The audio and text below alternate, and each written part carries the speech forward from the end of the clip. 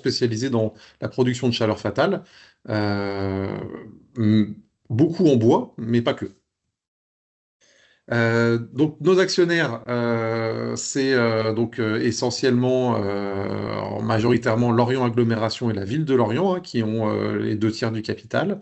On a le département du Morbihan qui est devenu récemment un actionnaire de référence, la région Bretagne, Quimperlé Communauté, et puis la ville de Pleumeur.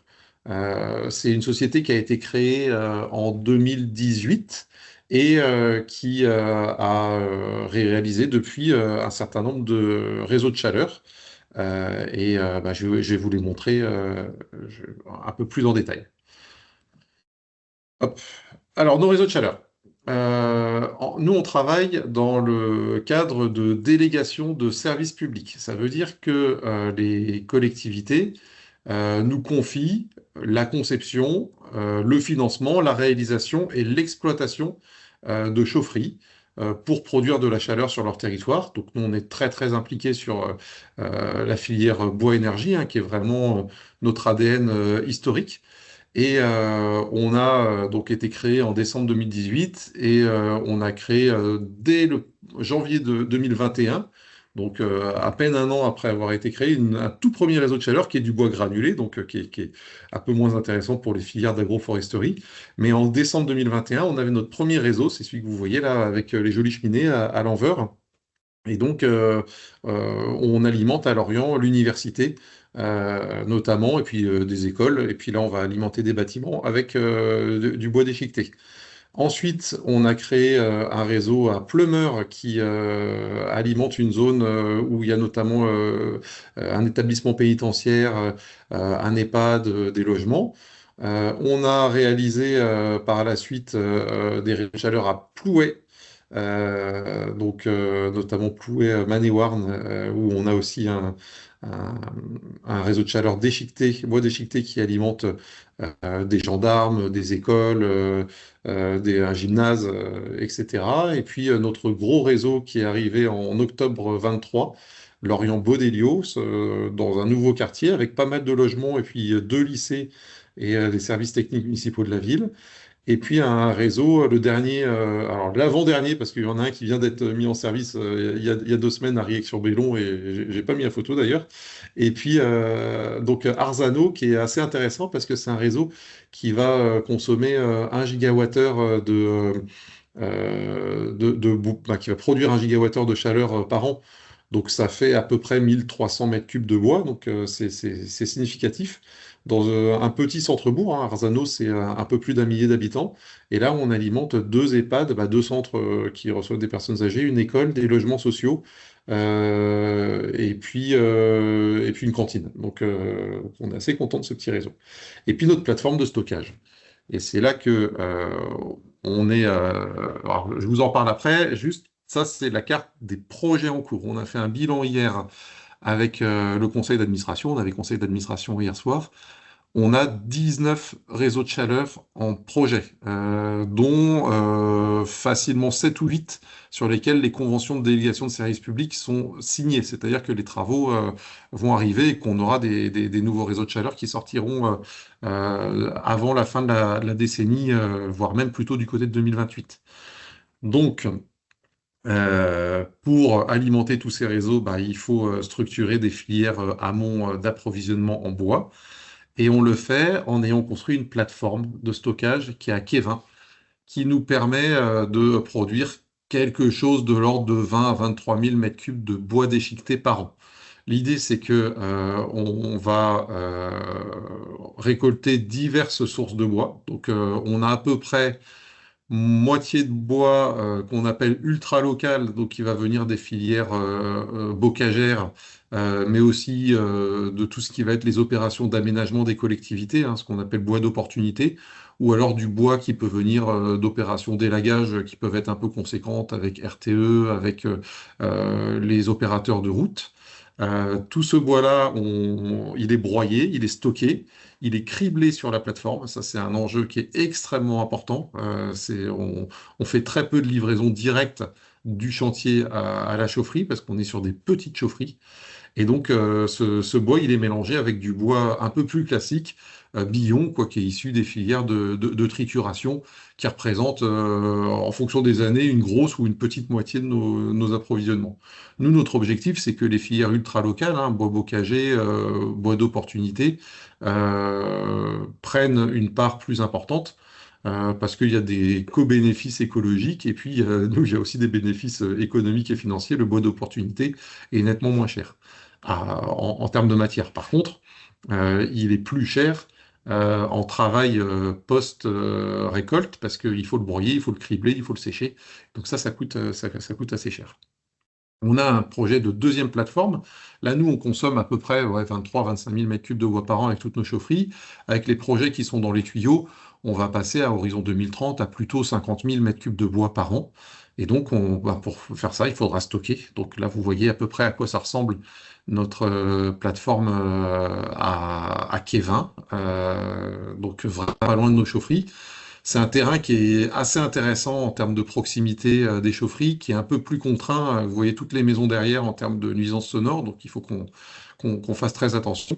Et donc vous voyez tout le stockage et puis le design de cet entrepôt qui a été fait spécifiquement pour maximiser le séchage du bois, donc pouvoir faire le plus de rotation possible avec un entrepôt où on peut livrer du bois dans les différentes alvéoles et puis le retirer une fois qu'il est sec.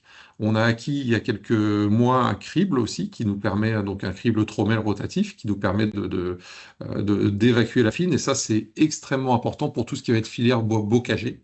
Parce que bois bocagé, eh ben, on a beaucoup plus de taux de fine avec les feuilles, avec les petits branchages. Et ce bois bocagé, il est malheureusement assez souvent inutilisable directement dans une chaufferie. Il faut l'avoir travaillé et l'avoir surtout dilué et mélangé avec des bois qui ont des qualités mécaniques qui peuvent être un peu supérieures. Et ça, c'est pas mal. Parce que nous, on peut, du coup, sur l'objectif, hein, c'est d'être à 5-6 000 m3 de bois par an bocagé dans cette chaufferie. Et on peut le faire dans l'ensemble de nos chaufferies. On peut le faire parce qu'on pourra mélanger ce bois et puis avoir un produit qui soit de qualité constante pour que on ait le moins de panne possible en chaudière. Donc cette logistique, pour nous, elle est au service du développement des filières de bois bocagé. Ma dernière diapo, voilà, pour résumer un peu là d'où vient notre bois. Bois forestier, hein, donc on va travailler avec des propriétaires forestiers ou des opérateurs intermédiaires privés, mais avec aussi beaucoup l'ONF. Et on est dans un périmètre qui est vraiment proche de nos chaufferies. Le bois d'opportunité, pareil, hein, là il faut que ça soit encore plus proche. Et donc là, on a du partenariat avec les communes, les agglomérations, les élagueurs qui viennent aussi nous déposer des branchages, et puis des entreprises de travaux publics. Le bois de bocage, et là un point très important, c'est que on a 25% de notre approvisionnement qui doit être réalisé à partir de bois bocagé. On travaille en lien très très étroit avec les deux SIC, Argoat Bois Énergie et Énergie Bois Sud Cornouailles, donc côté Morbihan et côté Finistère. On veut des pratiques vertueuses. Donc c'est pas grave si ce bois est un peu plus cher parce que nous on réussit à comment dire moyenner le prix avec justement notre bois d'opportunité qui est pas cher, hein. C'est ce mélange qui fait que on réussit à avoir une stabilité de nos prix de vente de chaleur. Le vrai enjeu, c'est trouver des agriculteurs qui soient prêts à s'engager, sachant que nous, on est vraiment un client fiable parce qu'on a des concessions sur 30 ans, hein, on possède les équipements pendant 30 ans, et un conseil d'administration qui est composé d'élus qui ont la volonté de valoriser les filières bocagères, donc qui sont prêts à faire des efforts en termes de tarifs final de chaleur, quoi. Le but, c'est pas de vendre de la chaleur à vil prix, c'est d'avoir une chaleur dont le prix reflète exactement les co-bénéfices environnementaux et puis économiques du bois qu'on met dedans. Et puis après, un tout petit peu, mais une filière qu'on valorise quand même un peu moins ces temps-ci, qui est la filière Connex de Syrie, et avec qui on a pu travailler aussi pas mal. Voilà, moi je vais m'arrêter là. Je répondrai à vos questions et puis je vais laisser la parole à Samuel si tu as éventuellement si j'ai pas été clair sur certains points, n'hésite pas. Non, très bien.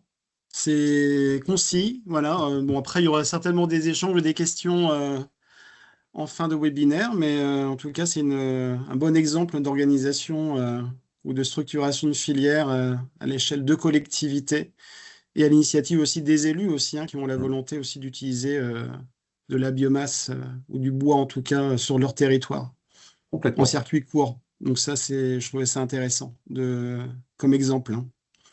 Eh bien, on va peut-être m'en passer la parole à Vincent, plus sur Ouais. des organisations plutôt portées par les agriculteurs. Enfin, je te laisse la parole en tout cas. Je te laisse partager Ouais. ta présentation. Pour l'instant, il n'y a pas de questions, hein, n'hésitez pas, hein, à en poser dans le chat, hein. Bon, j'ai quelques questions au cas où, s'il n'y en a pas. Est-ce que vous voyez mon écran? Oui, Vincent, c'est bon, C'est bon comme ça? Ok. parfait. Bien, donc moi je suis Vincent Béraud, donc je suis animateur de Quaternary Braise. Et donc je vais vous expliquer un petit peu ce qu'est Quaternary Braise et qu'est-ce qu'on fait et comment on accompagne les agriculteurs. Donc on a vu avec Pierre un exemple de l'aspect aval, on va dire, avec la création de réseaux de chaleur, etc. Et puis là, on va plus regarder la partie amont avec la mobilisation du bois. Quatennens Brace, c'est une fédération de structures bretonnes de filières bois-énergie territoriale. Alors, qu'est-ce qu'on entend par là? C'est finalement des filières qui vont permettre de valoriser du bois, notamment, alors principalement du bois bocagé, géré durablement. C'est-à-dire que chaque structure a une éthique d'un point de vue qualité de coupe, etc., du bois qui va être fourni. Le but étant de pérenniser le bocage dans le temps, donc avec des pratiques vertueuses. Et donc, c'est un réseau d'acteurs économiques composé principalement de SIC. Donc, SIC, c'est Société coopérative d'intérêt collectif. Donc, au sein de Quaternary Braise, il y a 5 SIC. Et donc, chacune de ces SIC intervient sur un territoire donné. On le verra tout à l'heure plus en détail. Et le but est de mobiliser du bois auprès d'agriculteurs pour alimenter des chaufferies locales, donc à l'échelle de 1, 2, 3 EPCI, un département au maximum, pour aussi que le bois reste sur le territoire et qu'on crée justement toute une économie en circuit court et local, et donc que finalement l'argent reste sur le territoire. Ça, c'est un enjeu assez fort, que le bois soit une ressource utilisée localement et que tout reste sur le territoire. Donc, c'est un réseau d'acteurs économiques, donc 5 sociétés coopératives d'intérêt collectif, une association d'agriculteurs, donc avec un statut associatif, et puis les 2 SPL, dont la SPL du Pays de Lorient, donc Lorient et Quimperlé, dont vient de parler Pierre, et puis maintenant la SPL aussi de Auray-Quiberon. Donc, les 8 adhérents de Quaternary Braise, donc je viens d'en parler, 2 sociétés publiques locales, et à l'origine, finalement, c'était même les EPCI qui étaient adhérentes. C'est-à-dire que l'origine de la création de Quaternary Braise, c'est finalement des techniciens qui mettaient en place justement de la mobilisation de bois bocagé sur leur territoire et qui se sont finalement fédérés en disant que voilà, il y avait des points communs à tout ce qui était fait et que il fallait aussi faire porter la voix de cette filière vertueuse, durable dans le temps, au niveau régional finalement, d'où la création de Quaternary Braise, qui est finalement une interprofession de structures qui valorisent du bois bocagé géré durablement. Le but, c'est aussi d'apporter un combustible local et de qualité. Alors ça peut se faire de différentes manières. Donc tout à l'heure, Pierre parlait du criblage, ça c'est une opération possible, mais on peut aussi avoir du bois bocagé qui rentre dans des chaufferies sans criblage, sans problème, hein. Et donc là, bah, c'est aussi l'aspect réglage au niveau du broyage, au niveau de la sélection de ce qui est coupé, etc. J'y reviendrai tout à l'heure. Et donc, l'objectif, enfin les structures membres de Quaternens Braise, bah, finalement, leur objet, c'est d'accompagner les agriculteurs sur le terrain pour la valorisation de leur bocage ou plus globalement de leur patrimoine arboré, puisque parfois on peut aussi, enfin souvent des agriculteurs qui sont aussi propriétaires de bois ou de bosquets, qui peuvent aussi entrer dans une démarche de valorisation. Et donc Quaternens Braise, c'est une association, donc loi 1901, et qui a été créée en 2014. Donc on voit que ça a déjà un peu plus d'une dizaine d'années, et les structures qui sont membres, elles sont en place depuis, on va dire, 15 à 20 ans, voire même 25 ans pour certaines. Et donc à l'origine, avec bah, des agriculteurs qui avaient envie ou qui valorisaient déjà leur bocage à la ferme, ce qui est la meilleure valorisation possible, hein, c'est déjà d'avoir des besoins à la ferme, ça va être le meilleur débouché économique, on va dire, pour un agriculteur.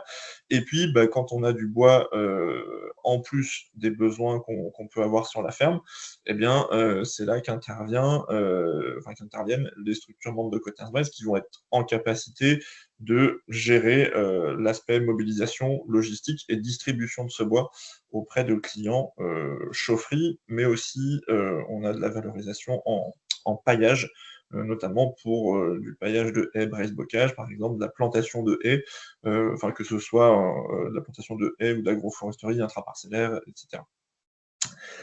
Donc pour illustrer un petit peu l'origine, on va dire, ou la localisation des différentes structures, donc on a bon, sur le département de l'Ille-et-Vilaine, globalement, le collectif Bois Bocage 35, qui est une association d'agriculteurs. Et puis on le voit ensuite donc sur une petite partie du 35, la Nord 35, et puis sur l'est du 22, la SIC ENR Pays de Rance, la SIC Bocagénèse qui est dans l'ouest 22, Quadbro Montroulaise qui est là basé du côté de Morlaix, Énergie Bois Sud Cornouailles qui est basée à Banalec dans le Sud Finistère, et puis Argois de Bois Énergie donc qui couvre le Morbihan. Et on voit bah, aussi la présence de la SPL Bois Énergie Renouvelable, et puis l'on a mis Acta, donc, qui est Aurec Quiberon Terre Atlantique, qui dispose maintenant aussi d'une SPL. Donc chacun de ces acteurs rayonne sur son territoire, plus ou moins grand, là c'est symbolisé. Et puis chaque structure va aussi bah, amener un niveau de service plus ou moins important au niveau des agriculteurs. Et donc certaines vont faire par exemple du chantier clé en main, c'est-à-dire de l'achat de bois sur pied, et puis la réalisation de toutes les opérations bah, de l'abattage jusqu'à la chaufferie. D'autres vont mobiliser les agriculteurs qui, enfin, en partie, qui font le bois eux-mêmes, donc qui font les opérations d'abattage. Et puis la SIC ou l'association va s'occuper de mobiliser ce bois, le transporter, le stocker et le vendre ensuite. Donc, les objectifs de cette fédération, voilà, c'est de fédérer, de représenter et de participer au développement des filières territoriales bois-énergie bretonnes. L'objectif, c'est aussi que ça essaime sur d'autres territoires potentiellement. Gérer, valoriser durablement la ressource bois bocagère et forestière, ça j'en ai déjà un petit peu parlé. Et puis voilà, du développement de chaufferies de petite et moyenne puissance qui soient bien réparties sur le territoire pour avoir des besoins eh bien, assez locaux, et donc répondre à une demande en bois, pareil, relativement locale, tout en respectant bah, voilà, des valeurs de l'économie sociale et solidaire, comme je le disais tout à l'heure, notamment avec du circuit court, avec une juste rémunération des agriculteurs pour leur bois, etc., etc. Donc, Si on schématise l'aspect mobilisation du bois, on va avoir donc une haie, bon là on a symbolisé une haie qui va rendre un tas de services écosystémiques, que ce soit de la captation de CO2, une influence sur la qualité de l'eau, sur le fait de retenir les sols et donc de limiter l'érosion, sur le fait d'agir sur les quantités d'eau, sur le fait d'avoir de la verdure dans les paysages, etc. D'avoir de l'abri pour de la biodiversité, un aspect paysager, des aspects aussi liés à l'agriculture, avec des effets brise-vent notamment, de l'ombre pour les animaux, pour les cultures aussi.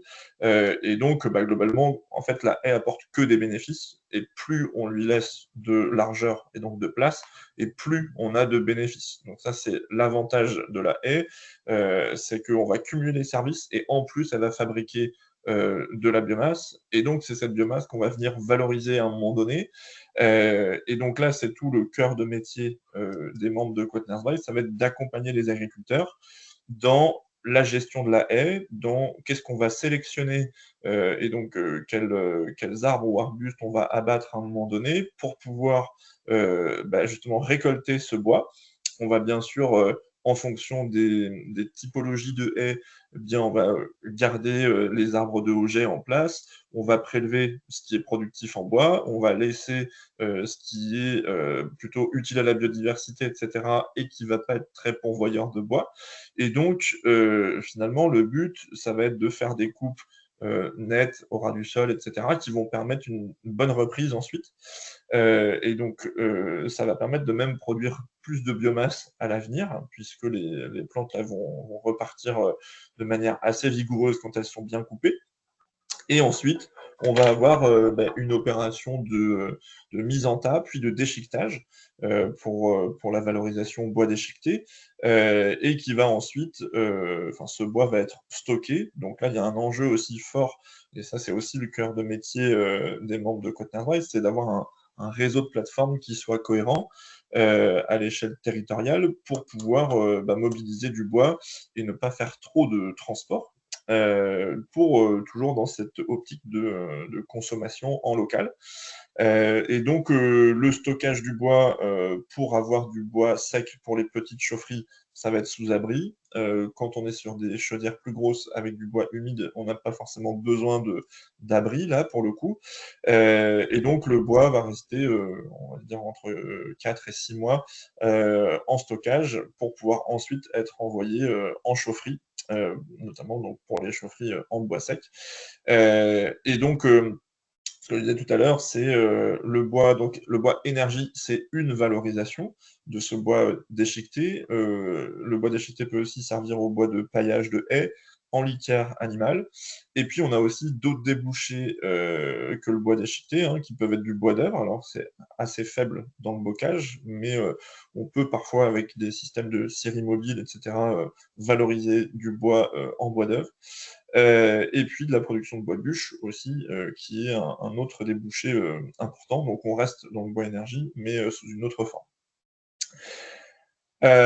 Donc les valeurs qu'on partage au sein de ce réseau, c'est d'avoir un aspect préservation de l'environnement. Donc c'est-à-dire que quand on intervient dans le bocage, je l'ai dit, on fait une sélection assez précise des prélèvements. On va aussi agir sur des linéaires qui sont relativement limités à l'échelle de chaque ferme pour éviter d'avoir un impact paysager trop grand. Et puis, on va justement chercher à avoir des apports réguliers en bois au fur et à mesure du temps. Pour avoir une production locale d'énergie renouvelable, une valorisation économique, donc ça c'est aussi important, c'est que la haie ou les arbres en tout cas soient un atelier économique d'une ferme, et on a des agriculteurs qui d'ailleurs trouvent que c'est l'atelier le plus rentable en termes rapporté au temps passé d'une ferme, hein. Donc c'est vraiment un point hyper positif. Et puis, donc, ça permet un développement économique local. Donc, on l'a vu avec la présentation de Pierre, là, au niveau de la SPL. On a des réseaux de chaleur qui se mettent en place, on a des petites chaufferies qui peuvent être mises en place et alimentées, bah, des fois directement par un agriculteur ou par plusieurs agriculteurs d'un territoire. Donc ça, c'est assez important et ça a du sens, puisque bah, justement, on est sur ce circuit court. Donc voilà, de la coopération, de la préservation du bocage, de la durabilité, tout en fournissant de l'énergie, et ça avec des pratiques, vertueuses, et donc bien sûr avec un aspect, bah, préservation, renouvellement du bocage, quoi. Donc voilà, en quelques chiffres pour synthétiser, ce qu'est Côte-Nazbrec. Donc globalement, on est sur, de l'ordre de 35 à 40 000 tonnes de bois par an qui sont valorisées, environ 140 chaufferies qui sont alimentées en Bretagne. Donc sur les 35 à 40 000 tonnes, tout n'est pas du bois bocagé, mais on est sur de l'ordre de 70-80 de bois bocagé quand même. Et puis le reste, c'est plutôt du bois forestier qui entre aussi parfois dans les approvisionnements ou du bois d'opportunité. Donc comme Pierre le disait tout à l'heure, donc là c'est plusieurs origines possibles. Et donc voilà, l'un des piliers aussi de nos structures, bah, c'est des réseaux de plateformes de stockage cohérents à l'échelle de chaque territoire. Ça peut se faire soit dans des bâtiments à la ferme chez des agriculteurs, soit ça peut être une EPCI qui met en place une plateforme et puis on va venir bah, exploiter cette plateforme et donc mobiliser du bois pour utiliser l'outil. Donc voilà, il y a plusieurs formes possibles. Ça peut être aussi des plateformes qui sont en propre au niveau des structures. Et ça, c'est ce qui va faire que ben, on peut faire de la proximité, contrairement à avoir une seule plateforme où on rassemble tout, et dans ce cas-là, on crée beaucoup plus de flux. Donc au niveau logistique, c'est un peu plus compliqué pour nous, mais c'est aussi la volonté d'être dans cette dimension très locale, territoriale. Et donc c'est un travail de fourmi quelque part, de mobilisation d'agriculteurs qui emmènent sur une plateforme à côté de chez eux, voire chez eux pour certains, et qui ensuite vont distribuer à des chaufferies de proximité. Voilà, non, je dis chaufferie, ça peut être aussi du bois de paillage, hein, comme on l'a dit, mais voilà, c'est différentes valorisations. Et puis donc, pour aussi une des activités de Côte-Nazbrec, donc au-delà de fédérer, des structures, qui accompagnent les agriculteurs, au quotidien dans la valorisation de leur patrimoine arboré, moi au niveau de Côte-Nazbrec, je réalise aussi des études, de ressources en bois, bocagers et forestiers, donc à l'échelle de PCI ou là récemment à une échelle plus grande, qui était, le département d'Ille-et-Vilaine plus Dinan Agglomération, donc sur là un plus grand territoire. Le but étant de caractériser le bocage qu'on a sur un territoire, avoir une vision plus fine avec des observations terrain pour pouvoir bah, projeter, enfin avoir déjà un ordre d'idée de la biomasse qu'on pourrait avoir de disponible sur un territoire et de pouvoir projeter aussi des aménagements agroforestiers sur ce territoire-là, et donc pouvoir un petit peu aussi avoir une idée de projection dans le temps de cette biomasse bocagère qu'on pourrait mobiliser à long terme. Voilà, donc ça c'est plus pour un aspect prévision et donc voilà, organisation de à long terme la filière bois énergie, vers quoi on peut aller en termes de développement de projet, dans un objectif toujours de gestion durable de cette ressource en bois. Voilà un petit peu pour ce que je voulais vous partager, et puis, bah, bien sûr, on prendra les questions ensuite, comme on l'avait dit, à la suite des présentations. Ah, merci Vincent pour cette présentation de Côte-Nerbraise, hein, qui est quand même un maillon essentiel hein, dans la filière, plutôt bois bocagé bien évidemment. Mais voilà, encore un autre modèle d'organisation, hein, de structuration de filière, plutôt territorialisé, hein, donc on a bien vu sur la carte, hein. Mais ça n'empêche pas effectivement de travailler conjointement avec les SPL, avec les collectivités, hein, qui est quand même nos interlocuteurs privilégiés. Et il faut savoir que les structures SIC ou associatives hein, présentées ici sont sont des outils en fait au service des agriculteurs et des collectivités. Voilà, Exactement. voilà, bon, très bien, merci Vincent. Bon, bah, donc on va passer directement donc à la présentation de Jacques. On a souhaité en plus pas zoomer mais dézoomer. Donc là, on aura une approche un peu plus régionale de la filière avec Jacques et puis notamment bah, sur les leviers aussi financiers, hein, parce qu'on a des programmes aussi qui permettent d'accompagner les collectivités, les industriels aussi, hein, dans la décarbonation aussi de leurs activités et dans l'utilisation aussi de biomasse locale, hein. Donc, je te laisse la parole, hein, Jacques. Ouais, donc c'est bon, vous voyez bien mon écran. Très bien, parfait. Donc Jacques Bernard, moi, je suis référent auprès des agriculteurs, hein, et je les accompagne pour leurs projets de chaufferie bois et de valorisation de leur bocage. Et j'accompagne aussi les projets de plateforme auprès des fournisseurs bretons. Donc juste un petit mot avant de rentrer dans le vif du sujet. Donc 2025, c'est vrai que pour nous, ça signe nos 30 ans. C'est une occasion pour nous de mettre en avant la coopération autour de l'arbre, et aussi de comment on va aussi mieux coopérer entre les filières bois énergie et biogaz. Il y a plein de traits d'union à faire, de solutions à trouver. Voilà, en biogaz, on produit du digesta, on produit des cendres aussi, nous, avec les chaufferies bois. On produit des résidus de fines, de criblage. Donc, il y a plein d'associations à faire, le retour au sol à intégrer. Et donc, je reviendrai sur la dernière journée là qu'on organise le 2 décembre. C'est mettre en avant voilà, des enjeux croisés autour de la valorisation des biomasses et les dynamiques collectives qui peuvent y répondre.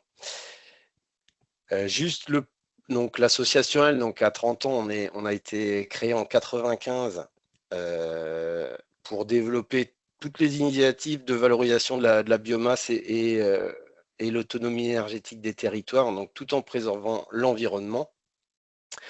On s'étend sur les 3 régions de l'Ouest. On a un siège à Passé, on a une antenne à Nantes et une à Briec dans le Finistère, Sud-Finistère. Et au niveau du pôle bois, donc ces 4 gros blocs verts là, c'est accompagner les projets de chaufferie, animer le réseau des relais et alimenter le centre de ressources, hein. C'est accompagner la structuration de filières d'appro. Ça, on le fait aussi en binôme avec Fibois Bretagne. Et puis, on a tout un sur le suivi du parc en fonctionnement, aider à l'optimisation et voilà, via des enquêtes, publier des chiffres clés que je vais un petit peu vous présenter là très rapidement. Et voilà, nous, notre ADN, c'est de se faire rencontrer les collectifs d'agriculteurs. Donc, tous les 2 ans, on organise de manière alternée une rencontre avec les opérateurs abattage, déchiquetage, arbore-forêt. Donc ça, c'est organisé par le réseau CUMA Ouest. Et donc nous, on est là plutôt pour un peu alimenter. Et sinon, donc à elle, on organise la rencontre, on va dire, des structures territoriales multi-acteurs. Et la dernière a eu lieu au mois de juillet. Et donc la prochaine sera normalement en juillet 2027. Pour zoomer donc juste sur l'aval, nous, ce que depuis quelques années, on a mis en place, et puis ce qu'on souhaite aussi aller vers le développement de projets, mais voilà, d'organiser des visites, analyser le potentiel des territoires, et puis produire des études d'opportunité de réseaux de chaleur qui peuvent parfois alimenter plusieurs clients. Et puis, voilà, donner des conseils sur la conception et les bonnes pratiques de mise en place des chaufferies. Alors là, j'ai essayé de vous donner les clés pour un projet de chaufferie bois à la ferme. Donc, comme l'a dit Vincent, la meilleure façon pour un agriculteur de valoriser le bois, c'est d'abord de le valoriser sur sa ferme. Alors, les énergies fossiles, C'est un moyen donc en substituant des énergies fossiles, ça reste intéressant, mais il y en a d'autres. Donc moi, je vais me concentrer sur un agriculteur qui peut s'intéresser à installer une chaufferie bois plaquette. Donc, donc là, on a un nouvel outil Enerchoix qui permet de décliner. C'est quelque chose qu'on fait instinctivement depuis longtemps, mais ça permet de communiquer aussi sur l'intérêt et avoir une vision un peu globale. Donc, c'est très simplement donc d'encourager à réduire les consos, à mutualiser les besoins au maximum et enfin de prioriser sur, en gros, avant d'aller mettre du bois dans une chaufferie, c'est de regarder où est-ce qu'on peut trouver la chaleur à proximité. Alors, je me suis amusé du coup à mettre en jaune et en rouge des items qui peuvent guider les agriculteurs. On a un dispositif régional Agri-Invest qui peut permettre d'isoler des bâtiments d'élevage, à optimiser le système de chauffage, de ventilation, etc.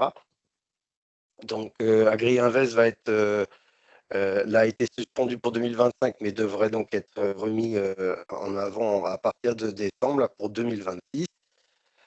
Mutualiser, c'est de réfléchir tout de suite, est-ce que je peux aller fournir de la chaleur à des voisins à côté de la ferme, dans le hameau, à diversifier mes activités, à faire de la transpo à la ferme, à mettre en place du séchage de matière produite sur les spots. Et puis, eh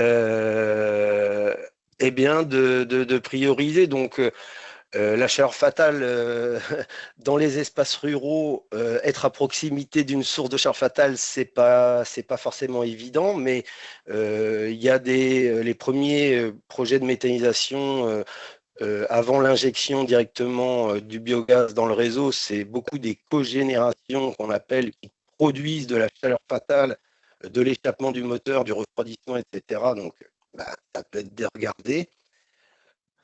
Quant à la géothermie, c'est pas encore une pratique qui est forcément évidente. Par contre, tout ce qui va être solaire thermique pour des ateliers dédiés, pour de l'eau chaude sanitaire en salle de traite, un atelier veau de boucherie où on a de la déshydratation de lait qu'on remélange à de l'eau chaude. Voilà, tout ça, le GIE de l'élevage est un bon relais pour étudier ça. Et puis, quand on en arrive à la biomasse, on a des relais, donc j'ai écrit CCT, il y aura la diapo après qui va expliquer donc, les contrats chaleur renouvelables territoriaux, où elle, directement, que un agriculteur peut s'adresser directement.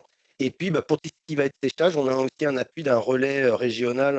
Alors, il est sur la Bretagne et plus largement ouest, hein, c'est le Cégrafo qui accompagne le dimensionnement des séchoirs en grange, mais pas que.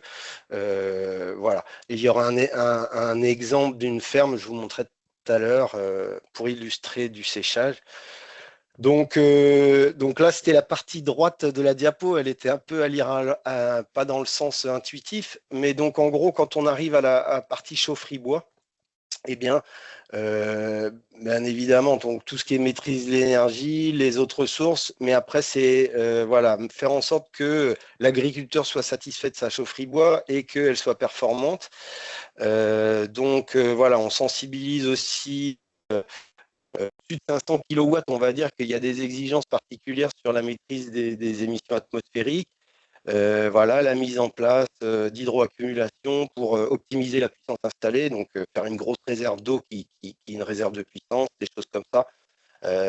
Donc tout ça, on l'accompagne. Et puis, évidemment, c'est pour que ce soit rentable, c'est de valoriser son propre bois. Un entretien qui est fait habituellement, l'idée, c'est que modifier ses pratiques et puis d'optimiser ses coûts d'entretien.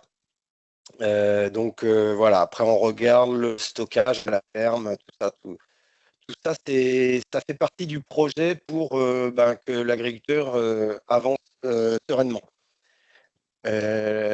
Donc, comment on est organisé en Bretagne? Donc, un agriculteur, selon là où il va se trouver, il va contacter le relais qui le concerne. Pierre, qui est intervenu là tout à l'heure pour la SPL, donc vous voyez là c'est en orange là, donc Quimper les communautés et Lorient agglomération. Donc Pierre a des collègues, voilà, que vous pouvez appeler. Puis il y en a d'autres, voilà, sur toutes les autres couleurs. Et le bleu, donc c'est moi directement pour les agriculteurs et mes collègues. Il y aura une dernière diapo pour les collectivités et les industriels. Donc voilà, globalement, c'est d'accompagner une stratégie autour de l'arbre. Donc c'est le plan Bois Énergie Bretagne qui orchestre tout ça, donc avec la région Bretagne, l'ADEME Bretagne Pays de Loire, principalement. Et les Fibois, donc sont les chevilles ouvrières, avec les relais locaux. Alors, juste, je ne vais pas m'étaler sur les aides. Voilà, sachez que en 2025, voilà, il y a toujours des aides à la production de chaleur, des aides sur le réseau de chaleur. Je ne vais pas aller dans le détail. Ça se réfléchit au cas par cas, donc en fonction des dépenses qui sont éligibles à l'aide. Donc, c'est une déclinaison du fonds chaleur. Mais qui est adapté au contexte breton et adapté à l'ensemble des parties prenantes. Voilà, donc pour en venir un petit peu sur des chiffres, là ce sont les nombres d'investissements et d'études en rouge et en vert, donc des investissements. C'est pour globalement que vous voyez la tendance et le lien avec les effets sur la consommation de bois. Donc, on va dire qu'en 2022, on a eu beaucoup d'études et finalement assez peu de réalisations. Ces projets de réalisation se sont faits plutôt tardivement. Donc, ces projets d'énergie sont toujours assez longs. Il y a toujours, en fonction, si on est sur des réseaux de chaleur avec plusieurs usagers, voilà, ça met beaucoup de temps à se mettre en place. Et puis finalement, voilà, en 2025, on est sur une trajectoire plutôt proche de 2023. Et sur la consommation, je vous remontrerai plusieurs choses là-dessus. Voilà, on a une répartition. Voilà, on voit que, bon, par exemple, si je prends les élevages agricoles, il y a beaucoup de chaufferies bois agricoles, il y a 30%, je dis beaucoup. Il y a 30 ans, donc il y a 25 ou 25 ans, le premier plan Bois Énergie Bretagne, il y avait beaucoup de projets de petites chaufferies agricoles domestiques qui sont comptabilisés là-dedans. Mais c'est aussi, comme disait Vincent, c'est ces premières chaufferies agricoles qui ont fait les premiers agriculteurs à s'intéresser, à cultiver leurs haies, à valoriser le bois pour la chaufferie et les surplus de stock dans des filières locales. Et c'est ça qui a aussi permis d'arriver là où on en est aujourd'hui. Et on voit que les collectivités, elles aussi, il y a plein de petits projets ruraux. Donc là, je vous donnerai après des exemples de grandeur. Et puis, on voit qu'en finalement, en conso de bois, le secteur agricole, finalement, consomme une vingtaine de milliers de tonnes. Et puis, les collectivités, entre 100 et 120 000 tonnes. Et au total, voilà, on est à 572 000 tonnes et environ 100 chaufferies. Je ne m'étale pas sur les autres projets, sur les autres typologies de chaufferies. Ça, c'est pour montrer les tendances d'évolution de la consommation en lien avec plusieurs hypothèses, mais des projets dont on a validé le financement, mais dont la réalisation est peu probable. Ça, c'est un effet des projets BCIAT 2022, successivement 2023, pour des industriels, on va dire, soucieux de décarboner, qui, si on fait le pari, qui finalement ne se feront pas, étant donné le contexte fluctuant des années depuis 2022-2023, on resterait que sur les carrés orange foncé et une Donc si cela se faisait, le pointillé orange gras, là, voilà, met une tendance de consommation totale provisionnelle pour des projets qui seraient engagés les plus probables au 31/12/2023. Je ne m'étale pas davantage, donc encore une fois, juste à gauche de la diapo, c'est bien l'échange avec les chaufferies d'un côté que réalise elle et l'échange avec les fournisseurs que réalise aussi fois au niveau breton, qui fait que on arrive à avoir ces tendances-là, mais c'est aussi voilà c'est le feedback que l'on a. Donc on a besoin de ça pour pouvoir continuer à voir la suite. Donc quelques ordres de grandeur. Donc à gauche, c'est une diapo qu'on sort souvent, et puis à droite, j'ai essayé de retranscrire ça pour un petit peu les différentes typologies d'élevage que l'on va retrouver avec des tonnes de bois. Mais voilà, un RCU, donc tout en bas, la grosse ligne marron, donc c'est les réseaux de chaleur urbains qui vont consommer voilà, 1000 ou quelques milliers de tonnes de bois par an. Et puis, et un petit RCU, il va consommer 250, 300, 400 tonnes de bois.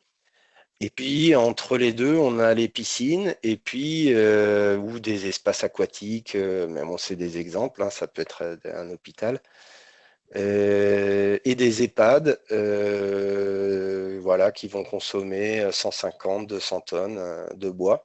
Et puis, un petit groupe scolaire qui va finalement consommer quelques tonnes de bois. Donc, beaucoup de petits projets, quelques gros projets structurants qui permettent aussi de structurer les filières. Et puis, quelques usages agricoles en face. Donc, ce qu'on appelle des petits projets agricoles, ça va être simplement de raccorder à la de traite, éventuellement mettre un petit labo de transfo et chauffer un gîte au passage, bon, toujours en fonction de la densité thermique. Donc, il faut que j'avance, je pense. Chauffage de porc, voilà, selon, souvent c'est des élevages qui sont très compacts, donc avec peu de réseau. Et puis on a des chauffages hors sol de volailles. Donc là, ça peut aller à 300 tonnes de bois par an, hein. Et puis le fourrage, pareil, séchage de fourrage et multiproduits, ben, ça dépend si c'est dédié, si c'est couplé. Mais en tout cas, à la ferme, on est toujours dans une logique de pérennisation et diversification d'activités. Alors, ça, c'est une fiche retour d'expérience qui sera bientôt en ligne sur notre site. Vu l'heure, je ne vais pas la développer, mais voilà, c'est pour illustrer le séchage et le chauffage de volailles de chair. Sur l'aval, nous, donc le suivi du parc, je ne vais pas trop en parler. Nous, on fait quelques analyses bois pour des fournisseurs ou des chaufferies directement. Je ne vais pas aller plus là-dedans. Donc on anime dont la SPL fait partie évidemment, puisque vous avez vu qu'ils sont très avancés sur voilà l'investissement donc dans des chaufferies bois, de la conception, réalisation, financement, et l'implication, donc on va dire au niveau financement public-privé. Voilà, donc tout ça, on se base sur un réseau de compétences qui est existant, mais qui est à l'échelle nationale, c'est le forêt, chaleur, bois, territoire. Et voilà, c'est l'idée de justement inciter à des opérateurs énergétiques territoriaux et citoyens qui pourraient se développer, enfin qui se développent déjà, et encourager d'autres à le faire en Bretagne. Et bien entendu, comme l'a dit Pierre, c'est d'assurer la réussite dans le temps, donc en proposant l'exploitation et l'approvisionnement. Voilà, j'ai mis là quelques exemples en dessous de structures qui sont plus ou moins avancées dans ce domaine-là. Et nous, à l'association L, on est sur un projet qui s'appelle Chaleur d'ici avec énergie et énergie partagée. Donc ça, c'est plutôt sur le 35, sur des projets qui se font difficilement et on vise plutôt le médico-social sur le 35. Donc sur l'amont, je vais essayer d'aller plus vite parce que le temps presse. L'accompagnement au projet des fournisseurs, donc c'est plutôt sur tout ce qui va être plateforme. Et puis en parallèle, on contribue à définir et à mettre à jour en fait des critères de durabilité liés à l'approvisionnement de chaufferie. Et l'émergence d'outils opérationnels est reconnue par la profession, donc tout ce qui va être les plans de gestion durable, etc. Donc nous, on s'attache en fil rouge, c'est vraiment de sensibiliser à la gestion durable de toutes les ressources des territoires, la formation des agriculteurs et des collectivités propriétaires d'arbres hors forêt soucieux de trouver une valorisation adéquate. Et on propose aussi de la prestation d'accompagnement à la structuration de filières consommateurs et multi-acteurs. Alors, il y a l'OEB sur tout ce qui va être production de données. Vous pouvez vous rendre sur l'outil STGIS, dont j'ai mis le lien. Je vais essayer d'aller vite, mais je vois le temps qui passe. Tu me dis, hein, Samuel, Désolé, il tu vas faut être frustré, mais Non, non, ben ouais, peut-être voilà, 2 minutes, moi, quoi, je max. vais 2 minutes max. Donc, c'est pour rappeler cette diapo que, en fait, les chaufferies bois consomment plusieurs origines de bois. Donc ça provient de la nomenclature ADEME 2017, qu'il convient donc de prendre en compte la priorisation des usages bois d'œuvre, matière, énergie, de favoriser la diversification des combustibles et aussi d'assurer la qualité du combustible livré et puis de la bonne adéquation avec la taille et la technologie des chaufferies. Et puis, c'est de favoriser le maître d'ouvrage et ou ses fournisseurs dans des projets de mobilisation de bois supplémentaires ou d'amélioration de la logistique d'exploitation forestière et assimilée.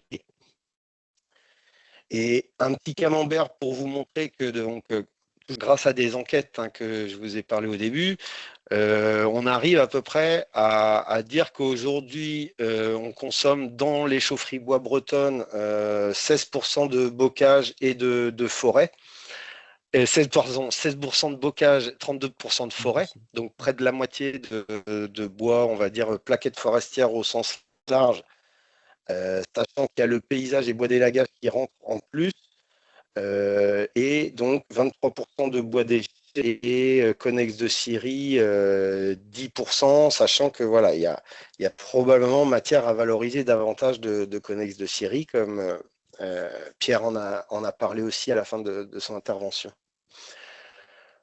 Ça, c'est une diapo que vous aurez pour lecture. De toute façon, ce sera fourni par Samuel. C'est bien dans la logique de laisser l'accroissement, de ne pas surexploiter et d'anticiper aussi sur l'évolution de la mortalité et donc de ne pas entamer le capital. Donc ça, c'est des choses qui sont faites en lien avec Fibois Bretagne. Et donc, en tout cas, sur les gros projets BCIAT, il y a une vigilance donc, de la cellule biomasse qui inclut aussi la DREAL et la DRAF Bretagne. Je m'arrête là. Le plan d'approvisionnement territorial, Vincent en a parlé. L'étude ressources qu'il a faite, c'est ce que vous retrouvez dans le volet 1. Et puis, nous, au niveau de L, on a aussi travaillé sur le volet 2 et puis avec Quaternary Brace aussi sur le volet 3. Enfin, on travaille ensemble et l'idée, c'est de construire une organisation territoriale sur le territoire 35 avec les 16 EPCI qui sont adhérentes au contrat de coopération. Et donc, j'en ai fini. Le 2 décembre, pour ceux qui veulent, vous aurez le programme dans les slides. Et voilà. Donc, on est maintenant, donc, on est 6 au niveau du pôle biocombustible. Et vous aurez les contacts. Tu peux mettre Voilà, il est le lien, midi. si tu veux, d'invitation aussi dans le chat, hein, si tu veux, pour Ok, le 2 ça décembre. marche. Ben, j'arrête le partage et je te laisse la main, Samuel.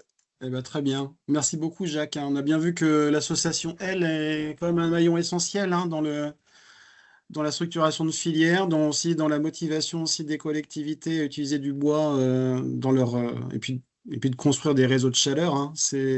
Puis de s'assurer aussi que la ressource est en adéquation avec les besoins. Ça, c'est toujours des questions qui ressortent, hein, et notamment par les études de gisement, ça, sur par territoire, ça permet de conforter, on va dire, les projets. On peut avoir des projets de chaufferie, mais sans penser automatiquement à enfin, aux sources d'approvisionnement. Enfin, et ça, c'est à réfléchir vraiment en amont de chaque projet, quoi. Et donc, et puis bah, je crois qu'il y a l'OEB aussi qui a sorti un document là sur les chiffres clés, hein, de l'énergie. On pourra vous mettre le lien également, et qui résume, enfin en tout cas qui complète les propos de Jacques. Donc c'est sur l'énergie en global, hein, mais quelques pages dédiées au bois énergie notamment. Voilà, donc bah, merci pour ces 3 présentations, hein. Alors je sais pas, on va essayer. Il n'y a pas eu trop de questions, je vois, effectivement. Bah, je sais pas, Ludovic, je sais pas Il si y en tu es a, là. il y a quelques-unes, notamment dans les questions-réponses là, Ouais. notamment une question. Alors, en fait, en volume de bois importé hors Bretagne pour les chaufferies collectives, est-ce que certains des intervenants auraient des chiffres là-dessus? Alors, les volumes de bois importés, donc, en tout cas, donc, ce qu'il faut quand même savoir, c'est que le bois énergie, il voyage mal quand même. C'est-à-dire que transporter du bois, ça de passer une certaine limite, ça n'a même pas de sens. En tout cas, l'enquête qu'on a fait là dans le plan d'approvisionnement territorial sur l'île-et-Vilaine, il y a du bois qui vient des départements limitrophes. Mais ça, on le savait déjà, mais ça confirme. Il y a en plus le 35, selon les secteurs, n'est pas une région forcément toujours où la ressource elle est pas la même partout. Donc oui, il y a du bois qui vient de départements limitrophes, mais très peu au-delà.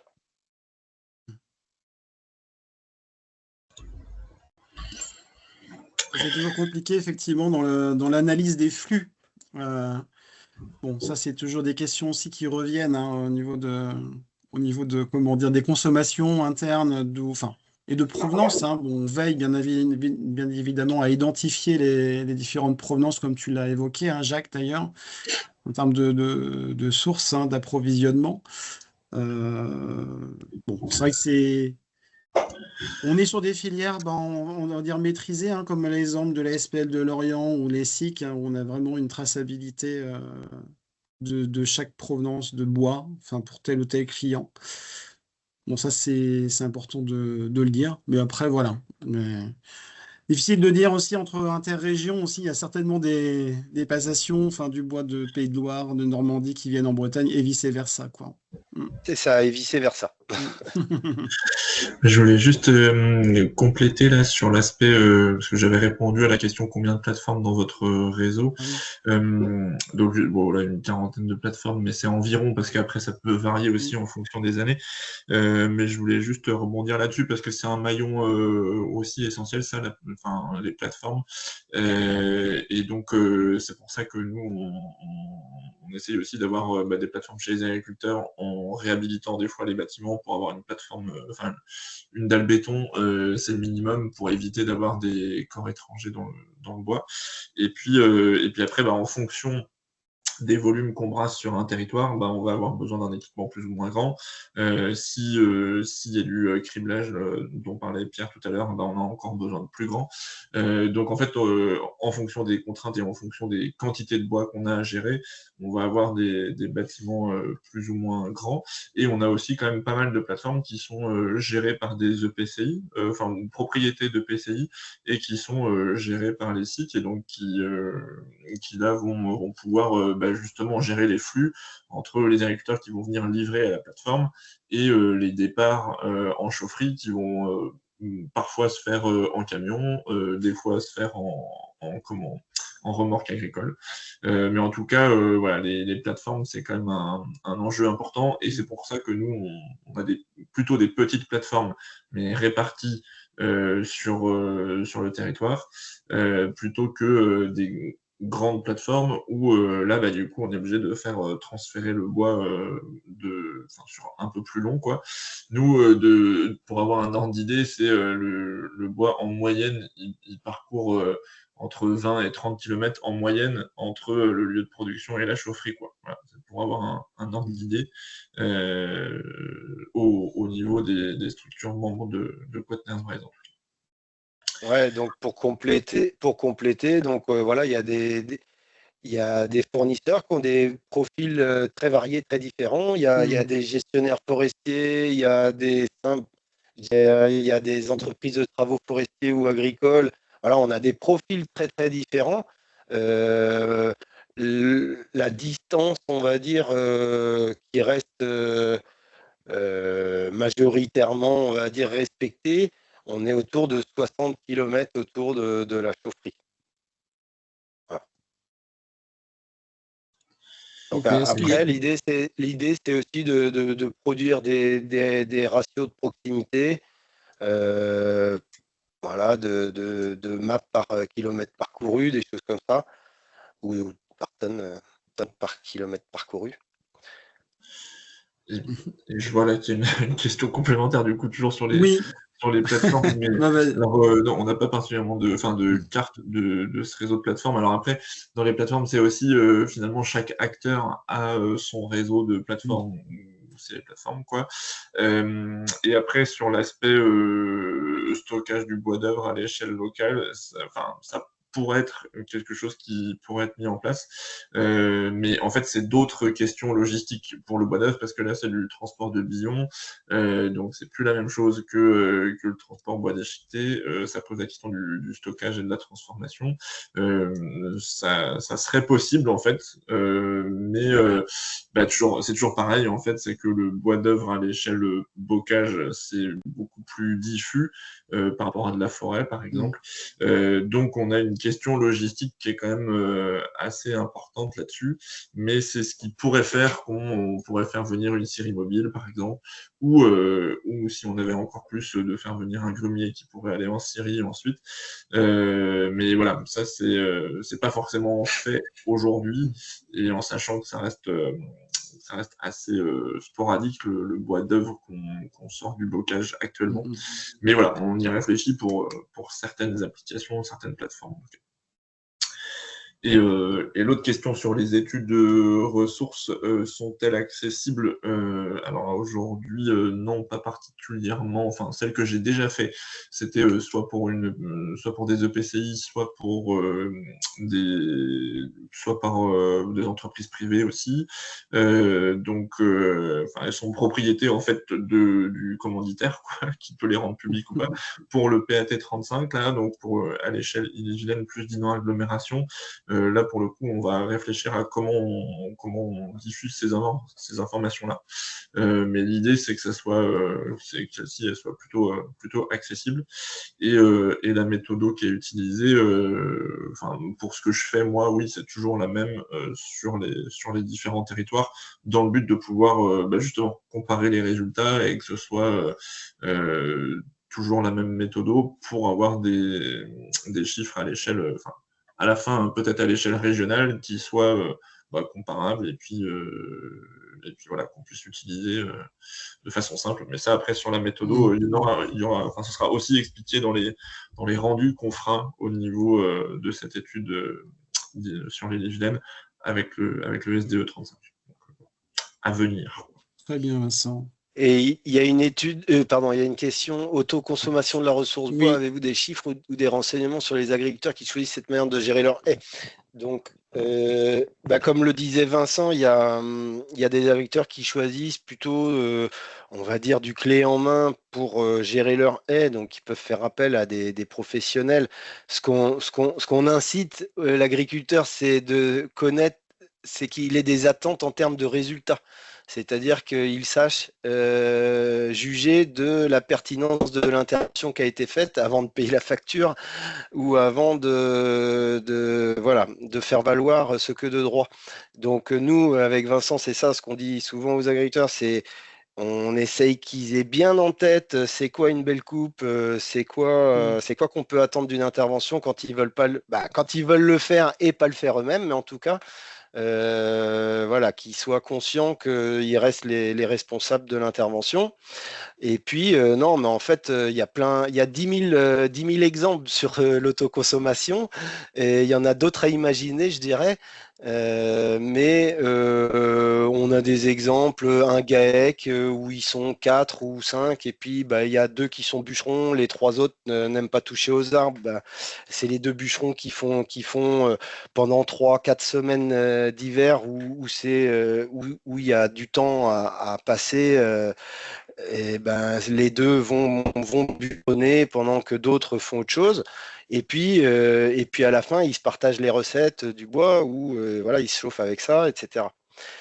Après, il y a l'agriculteur qui aussi valorise le bois de ses voisins parce que ses voisins savent pas quoi en faire. Voilà, donc c'est tout ça.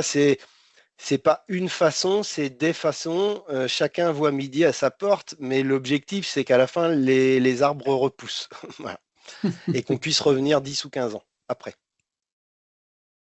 On voit pas mal d'agriculteurs d'ailleurs utiliser du bois en litière aujourd'hui, en autoconso donc.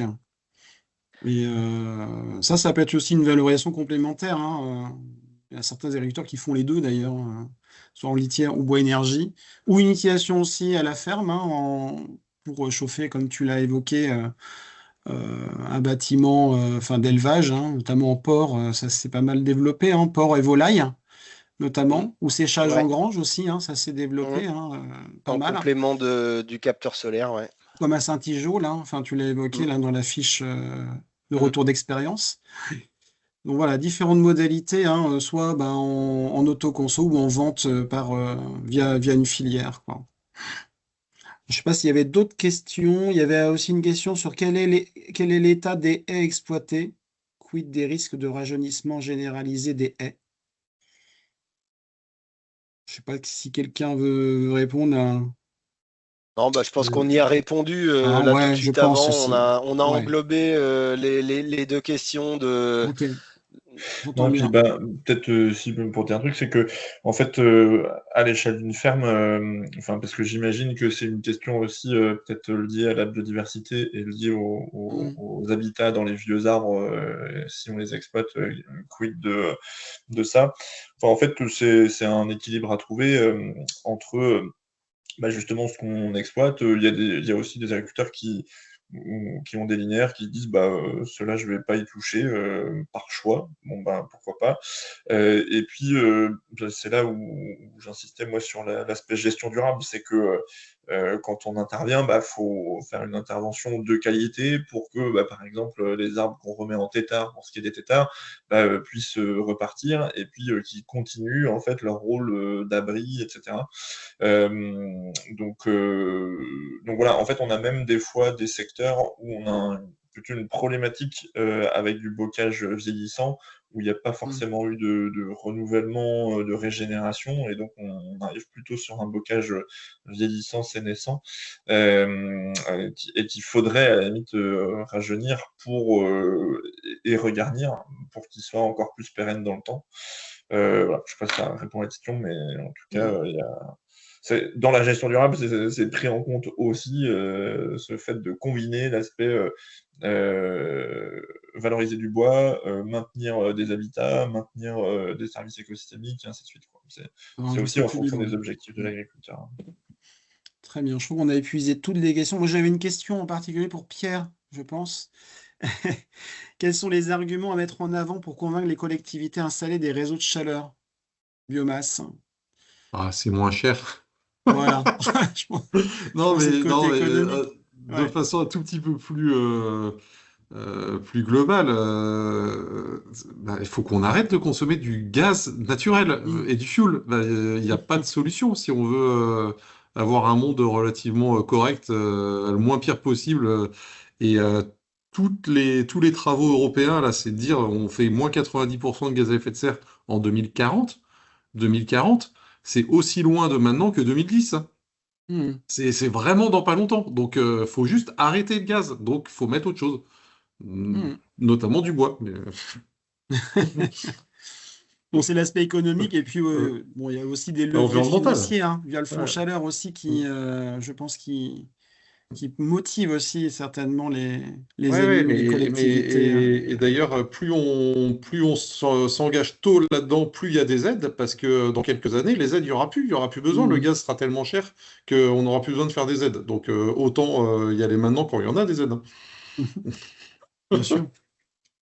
Et d'un autre côté aussi, quels sont les arguments pour convaincre les agriculteurs à rentrer dans ces filières? Je sais pas, peut-être pour Vincent. Ouais, bah, en fait, c'est ce que je disais, c'est que, il y a l'aspect, création d'un atelier économique, quoi. C'est-à-dire que, Mm. jusqu'à aujourd'hui, on a quand même pas mal de gens qui se disent, que c'est une contrainte ou que c'est coûteux, parce qu'on a généralisé des pratiques, de limitation d'emprise des haies. Alors qu'en fait, plus on laisse de place à la haie et plus on va, comme je le disais, produire des services écosystémiques, produire du bois. Donc, en fait, c'est aussi, bah, redonner la bonne place de l'arbre, dans l'agroécosystème, quoi.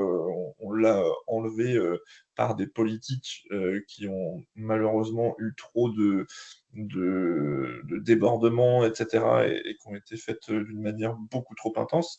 On le paye aujourd'hui, hein, sur la qualité de Mm. l'eau, sur, un tas de choses, sur, l'érosion des sols et cetera. Enfin et aujourd'hui, faut pas oublier qu'on est aussi dans le cadre d'un changement climatique qui va impacter l'agriculture d'une manière énorme, qu'on mesure, enfin, tu disais tout à l'heure, 2040, c'est aussi loin que 2010 et effectivement et on va se prendre, des gros événements qui vont contraindre, fortement l'agriculture et ceux qui ont pas d'arbres dans leur champ, bah, moi je leur pose toujours la question de qu'est-ce qu'ils feront dans 15, 20, 30 ans dans leur parcelle?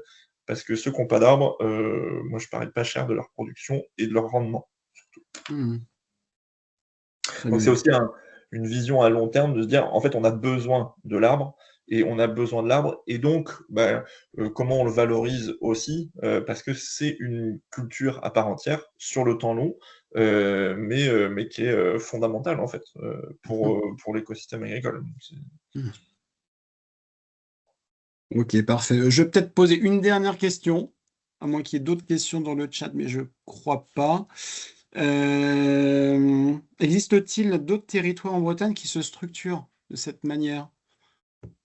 Que ce soit en, en- enfin, en collectivité ou groupe Je peux répondre d'agriculteurs? pour les Ouais, SPL. Bah, il y a ouais, Auray, hein, ça voilà, y est, hein, ouais. qui commence à exploiter une chaufferie à Quiberon, là, et puis qui va en faire d'autres avec des tailles vachement intéressantes, très accessibles. Et puis Auray, bon, ils ont une excellence, une culture voilà, sur la valorisation de ressources locales, hein, ils sont super forts. Il y a Vannes qui se lance dans des trucs Mhm. assez intéressants. Un peu plus au nord, là, il y a Quadcob, qui est aussi un sacré truc vachement bien. Sur le Et donc, centre-ouest Bretagne, c'est sur le ça pour centre-ouest resituer? Bretagne, ouais. Ouais. Donc ça, c'est ceux que je connais, quoi, Mhm. qui sont les voisins. Donc c'est pas mal. Alors j'ajouterais peut-être Brest Métropole aussi, qui a un projet qui s'appelle Terrarad et qui concerne des EPCI autour de la rade de Brest. Voilà, donc qui souhaitent aussi intégrer du bois bocager dans leur plan d'appro pour alimenter leur chaufferie. Donc voilà, il y a plein d'initiatives, hein, aussi de groupes d'agriculteurs aussi en local, notamment sur Briec ou sur le centre-ouest Bretagne avec l'association Crest-Brest Bois Énergie. Voilà. Il y a aussi des structurations aussi de mini-filières aussi à l'échelle communale ou intercommunale. Donc voilà. C'était un petit peu ce webinaire, ça permet voilà, d'explorer différents modèles d'organisation. En tout cas, voilà, je pense qu'on en a terminé, à moins que vous souhaitez rajouter quelque chose. Je vais juste partager, enfin, justement pour continuer les échanges si vous le souhaitez. Attendez, hop. Voilà, je me suis permis de mettre vos adresses mail, hein. Voilà, pour continuer les échanges, si vraiment il y a des questions en particulier par rapport aux interventions de Pierre, Vincent ou Jacques, n'hésitez pas. Et puis, juste un point d'info également pour terminer ce webinaire. Je fais un peu de mode publicité sur un autre webinaire qui est organisé par l'ADEME et l'IGN, justement sur les stocks et prélèvements des haies bocagères. Voilà, donc ça a lieu le 12 décembre. Je vais pouvoir vous le partager. Attendez, je vais essayer de.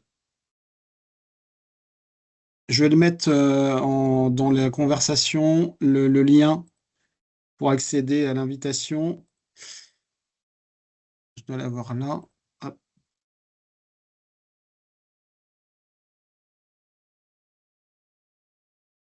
Voilà. Donc, vous le retrouverez le lien pour l'invitation de ce webinaire. Bon, en tout cas, merci pour la qualité de vos interventions, hein. Je pense qu'on a, en 1 heure, un peu plus d'1 heure, on a un peu dépassé, mais c'est pas grave, hein. On a pu voir effectivement différents modèles qui peuvent être duplicables sur différents territoires, qui sont encore vierges de toute filière bois énergie. Donc allons-y, je pense que c'est dans l'air du temps d'utiliser cette ressource qui est quand même omniprésente sur notre région. Et puis, bah, je vous dis à bientôt, en tout cas, sur d'autres webinaires sur le sujet.